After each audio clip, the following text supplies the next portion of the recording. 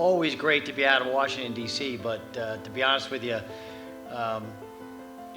coming to a Carrier Team 1 meeting is kind of like old home week to me.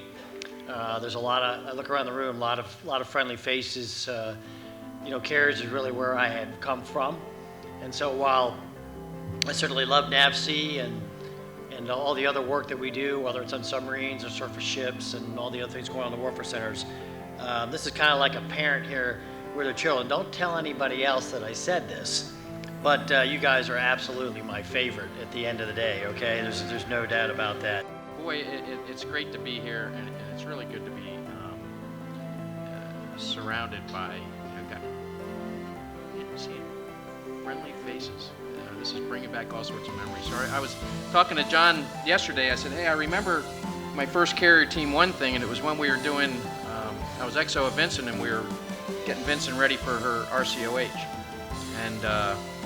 And so what I remembered was getting there with a bunch of guys from HII, names you probably know now, like Jim Hughes, Ken Mahler. They were all, at my level at that time.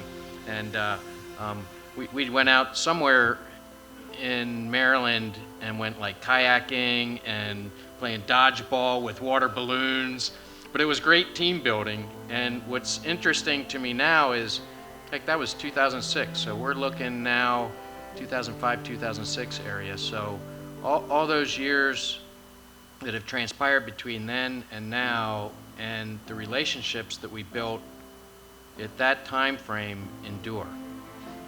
And so I can pick up the phone and give Ken Mahler a call, or I can pick up the phone and talk to whoever we were working with at that time, and those relationships are still there because we got to know each other. And what it really meant is we got to trust each other. And you guys know the importance of that trust and the importance of that communication in everything that we do.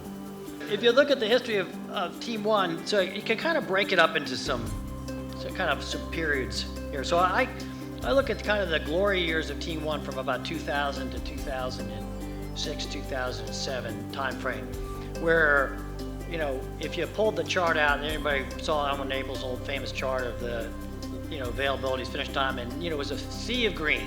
Remember, we were knocking everything out of the park. Carrier Team 1 was the envy of everybody else. Everybody wanted a Carrier Team 1, so eventually we got to a Sub Team 1 and a Surface Team 1, and they're still striving to achieve the level of excellence that we had here. Then we had a period from about 2007, 2008 to about 2015 where it was a lot of red. And one of the things that concerned me looking back on it, it's very easy to say, to make, and I heard the litany of reasons why they were red. But at the end of the day, it doesn't matter why they're red. Our job is to make them green. So while we can be victims and say, well, we just didn't have enough people in the yards, we had ODTs, we had DMDs, the ships were getting older, they were dry docking availabilities.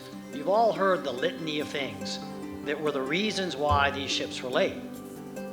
At the end of the day, the sailor sitting out at the tip of the spear, or the President of the United States wanting to get an aircraft carrier deployed, doesn't care about all the things that we listed out there as to why we couldn't get these things delivered on time.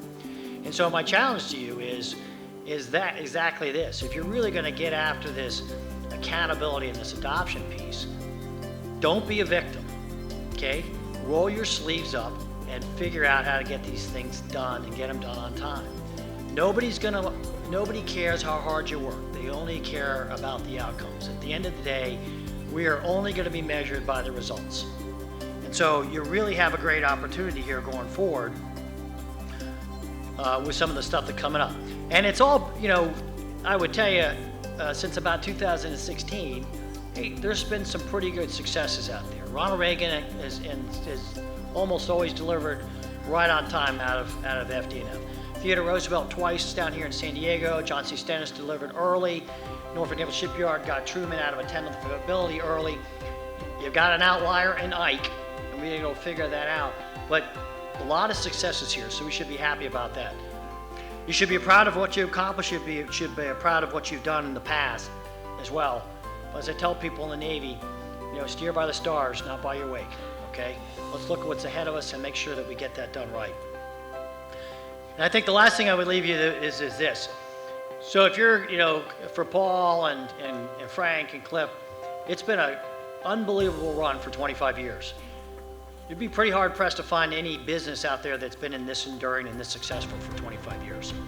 Despite the fact that I pointed out to hey, here's some things we aren't doing well. The overall track record over 25 years has been pretty amazing. And for those who are in on the ground floor, thank you. We owe you a debt of gratitude. You've set up an organization that has been enduring and will continue to endure going forward. And so for the folks sitting in this room today for 25 years, I would ask you this. 25 years from now, when some lieutenant commander who's going to be Common FC 25 years from now is standing up at this podium, are we going to be able to look back and say, hey, the team that was here 25 years ago set in motion the substantial change that we needed for Team 1 to continue to improve, that has delivered everything on time?